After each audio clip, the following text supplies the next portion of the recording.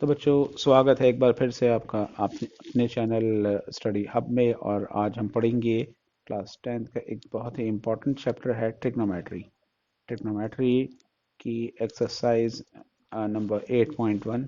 और इसका question number 1 हम लोगों ने प्रीवियस वीडियो में कर लिया था और आज हम इसका क्वेश्चन नंबर 2 देखेंगे। अच्छा, इस क्वेश्चन की विशेषता ये है कि इस क्वेश्चन में आपको बच्चों एक ही ट्राइंगल में दो थीटा मतलब अलग अलग टाइम में, एक समय में नहीं, अलग अलग समय में दो थीटा रखकर वैल्यूज फाइंड आउट करनी है और फिर उन्हें माइनस भी करना है। ओके बच्चों, तो शुरू करते हैं बेटे। हमारे पास दिया गया है एक triangle P Q and R. अब पी से क्यू तक की लेंथ 12 सेंटीमीटर, क्यू पी से आर तक की लेंथ 13 सेंटीमीटर। अब लिखना शुरू करते हैं बेटे। हमें मालूम करना है क्यू आर।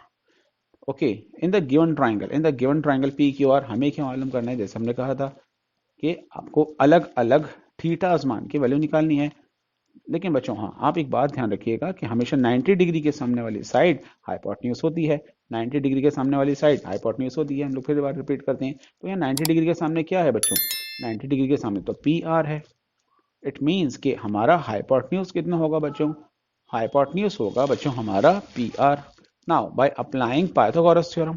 पाइथागोरस थ्योरम हमसे क्या कहती है बच्चों? पाइथागोरस थ्योरम हमसे कहती है कि आपका हाइपोटेन्यूज का स्क्वायर इक्वल होगा बच्चों किसके?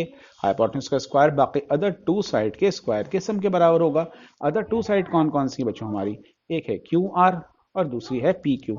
इन दोनों के स्क्वायर्स का सम आपको रखना होगा। तो P से R तक, पी आर तो हमारा 13 है, 13 का स्क्वायर इक्वल क्यू आर का स्क्वायर प्लस 12 का स्क्वायर। 13 को 13 से मल्टीप्लाई किया तो 169 आया बच्चों। क्यू आर तो सॉल्व नहीं हो सकता हमारा अभी। हाँ, 12 को 12 से मल्टीप्लाई करेंगे तो 144 आएगा। यहाँ यहाँ हमें क्यू आर स्क्वायर की वैल्यू फाइंड आउट करनी है। अब क्यू आर स्क्वायर की वैल्यू फाइंड आउट करने के लिए बेटा हमें इसकी साइड चेंज करनी होगी।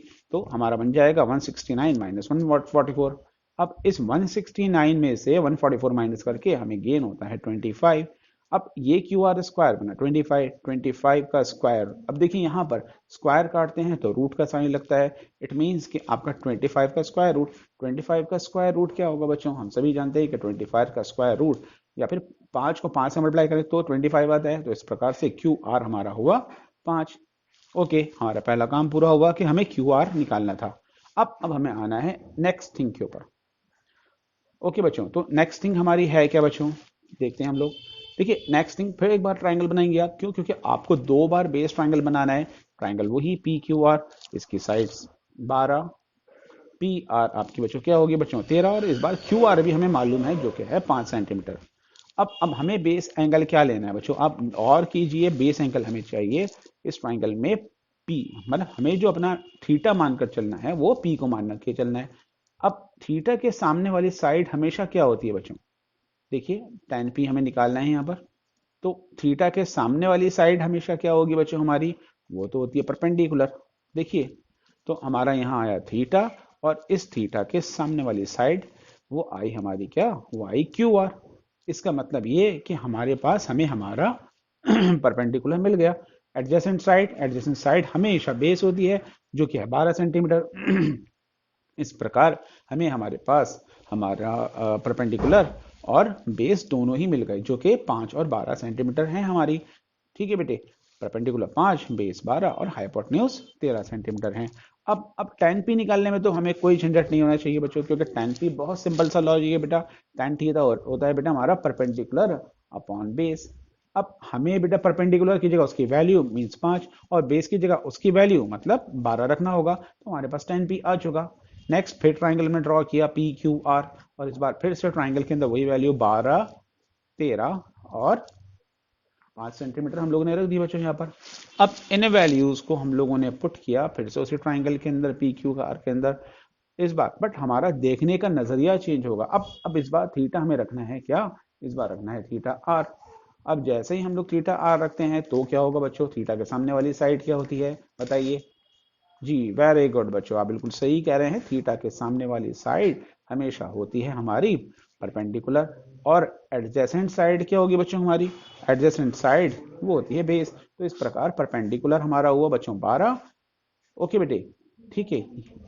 हम इसकी वैल्यू पुटअप करते हैं बच्चों यहाँ पर 12, 5 और 13 रिस्पेक्टिवली पी, बी और एच, मतलब परपेंडिकुलर, बेस और हाइपोटेन्यूज में पुटअप कर दी गई। अब हमें निकालना है कॉट आर, जो कि हमारे क्वेश्चन का सेकंड पार्ट है। कॉट आर होता है बच्चों हमारा बी अपॉन पी, मतलब बेस अपॉन परपेंडिकुलर। बेस की वैल्यू निकल कर आई थी 5, परपेंडिकुलर की आई थी बच्चों कितनी 12, मतलब हमें फिर से एक बार 5/12 फिर रखना होगा। अब हमें निकालना है अपना फाइनल टच पूरा करना है।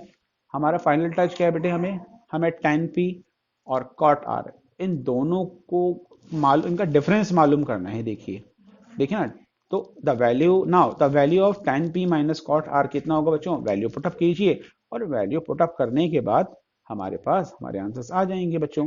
5/12 से 5/12 कैंसिल हुआ और आंसर आया 0। ओके बच्चों, तो ये तो थी बेटे हमारी आज की यहाँ तक की वीडियो।